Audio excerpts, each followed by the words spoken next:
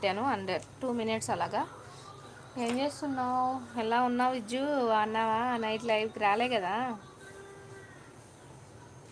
రాజ్యం ఏది లేదు కానీ రాణిలాగా చూసుకుంటా, కోట కట్టలేనురా నీ కళ్ళల్లో నిన్నే దాచుకుంటా, రాత ఎట్లా రాసి ఉన్నా మార్చి నీతో రాసుకుంటా, స్వర్గం అంటూ ఉన్నది అంటే నీతోనే జీవిస్తూ ఉంటా.